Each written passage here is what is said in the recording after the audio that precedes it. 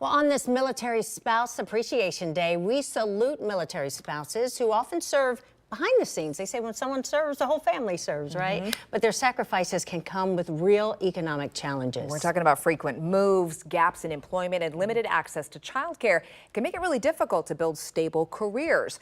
Well, tonight we're introducing you to a local entrepreneur and military spouse who shows those obstacles can also spark opportunity.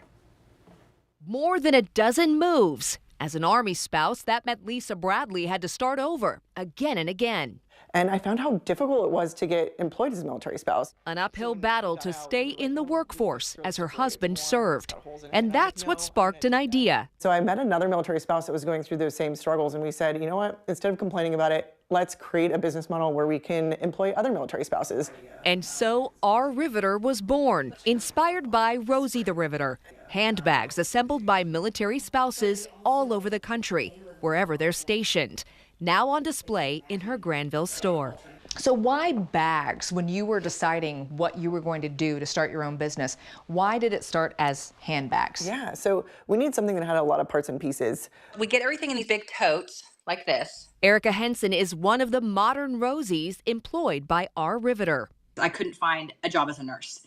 I went to like a couple of interviews and they're like, oh, you're military. Okay, I'm sorry. Originally from Oklahoma, she's stationed with her husband in San Diego. Now, as you can see, there's my sewing machine behind me. Through our Riveter, she's found work. Now I'm working on a bag called the Hopper. And purpose.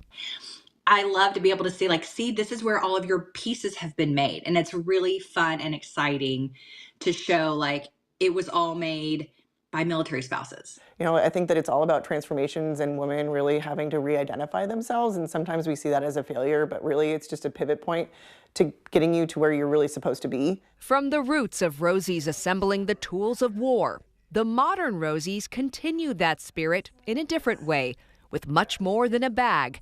It's a mission, building community, celebrating resilience, inspired by a legacy of working women. And that's really the American dream.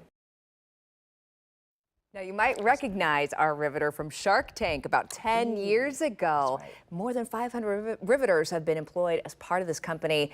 And when Lisa's husband got out of the service, they moved here to Ohio. So they have a store now inside Cedar and Thread in Granville. Very cool. And I looked at their website. Stacia was showing me some of the things. That's some really cute bags. And Beautiful some great bags. original ideas you can make with, your stuff. It's really cool. Definitely check it out. We have more information at 10tv.com.